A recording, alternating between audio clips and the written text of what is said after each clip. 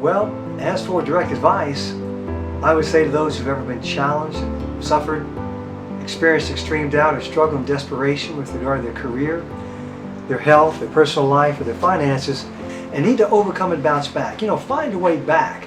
Find a way out of no way. Well, I can strongly share with you that you can.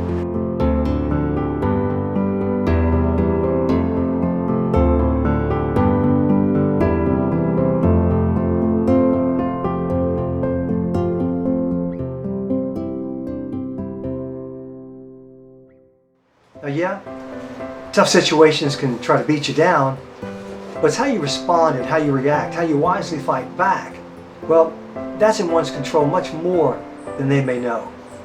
I think early on, growing up so poor in poverty and having to eat out of trash cans and scrounge day after day to stay alive, to survive, it helped develop a spirit of making the most from the least, and forged a sense of self-reliance and foundational personal responsibility, and to never give up, that is so vital to one's life.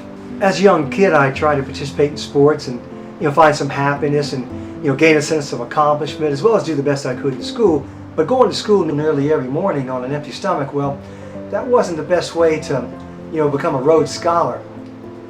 And I collected soda bottles, did odd jobs, picked up trash, shined shoes after school, just about any kind of labor, so I can have something to eat and for some money for things like my Boy Scout uniform and be able to go to Scout camp and clothes for school, just about anything I needed growing up. I wanted to be able to do the things that the other kids could do, even though our family was so poor and just didn't have the money. Now, neither my older brothers and my sister, they made it through high school. It was tough, a lot of stress. You get sidetracked, but somehow I graduated, became the top student athlete at my high school. I received both academic and athletic scholarships, played football, graduated from college.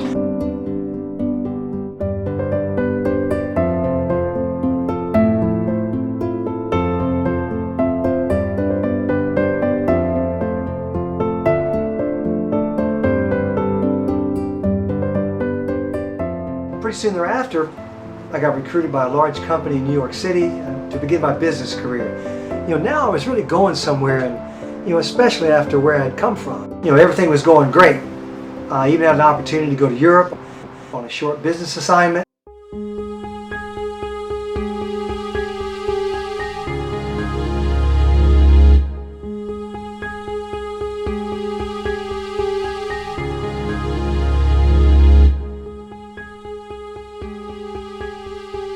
Gosh, it was a gorgeous, sunny spring day, and as I was driving down a country road, enjoying the awesome green forest scenery, all of a sudden, out of nowhere, an old World War II, looking farm truck, it just came crashing through, just smashed into my side, and in an instant, from this, serene setting of, heaven on earth, well, I was in a hurricane of hell.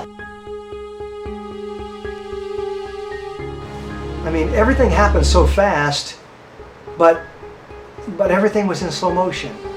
And I saw my life, it just flashed fully before me, and I know that my last conscious thought was God, I don't want to die here.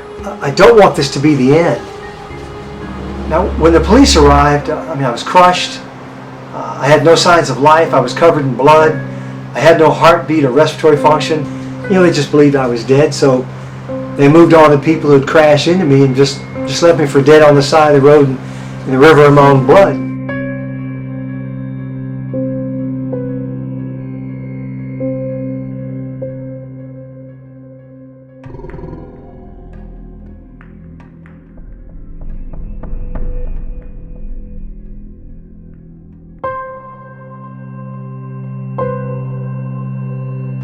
A little while later, somehow, some way, my heart, it started beating again, and on the way to the hospital, as I was in and out of consciousness, and just hanging on to life, and even though I'd been believed to be dead, now I felt more alive than I'd ever felt in my life. I was alive.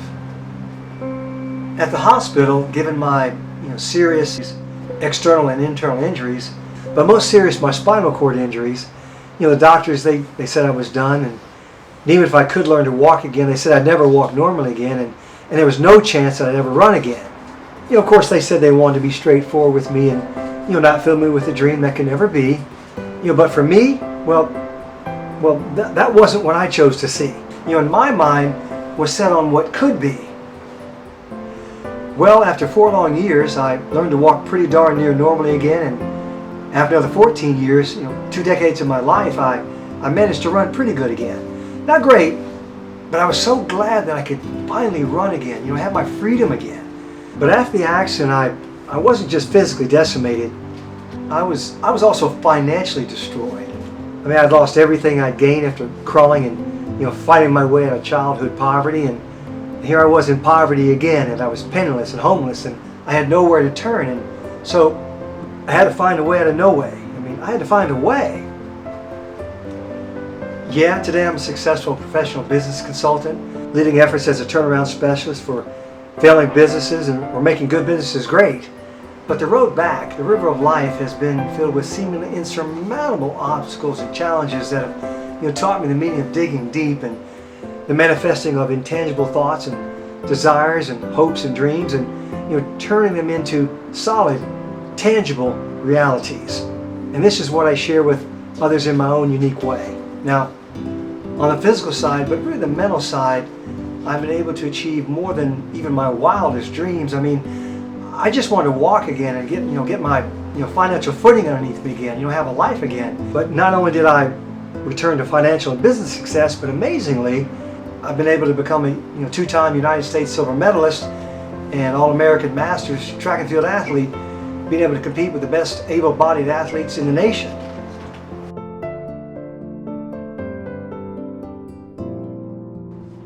Ever since I was young, I always knew in my life that I wanted to help others and make a difference in their lives. But after my life-threatening accident and being left for dead, after my long journey back, well, now I knew it with crystal clarity. Today, as a personal development industry leader and speaker, I take my early life lived in poverty and my life-threatening deadening experience and my experience of helping thousands of others, and I turn it into something positive and something inspiring and something encouraging and life-changing to share with others who may be challenged and suffering and beaten down by life, whether in their career, their finances, their health, their personal life, when they don't believe they can succeed and overcome the odds and make it out of their darkness and pain, and show them that they absolutely can. Now I share with them just exactly how they can, with to the point, tough love action steps, and a surefire plan. My Invincible Warrior teachings and trainings, they may be a little tough and surely not all sweet and sugary, and surely go against the grain of what's perhaps politically correct to make people stand up and face and overcome their troubles and pain.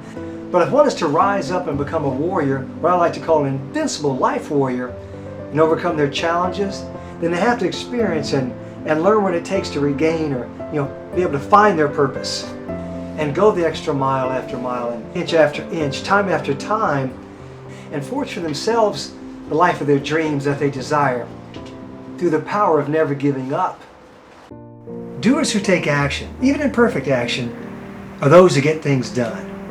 You see, hopes, goals, and dreams in virtually any area of one's life, their career, their health, their finances, their personal life, any area of life, can be reached when you lean forward with faith and take action and be the one, and be the invincible life warrior who gets it done. And always remember that the state of faith allows no mention of impossibility, and that in many ways, faith isn't real faith unless all you have is faith to go on. And as I always say, the dream of a warrior never dies when you become an invincible life warrior and exercise the awesome power of never giving up. I would say to those who've ever been challenged, suffered, experienced extreme doubt, or struggled in desperation with regard to their career, their health, their personal life, or their finances, and need to overcome and bounce back, find a way back, find a way out of no way, I can strongly share with you that you can.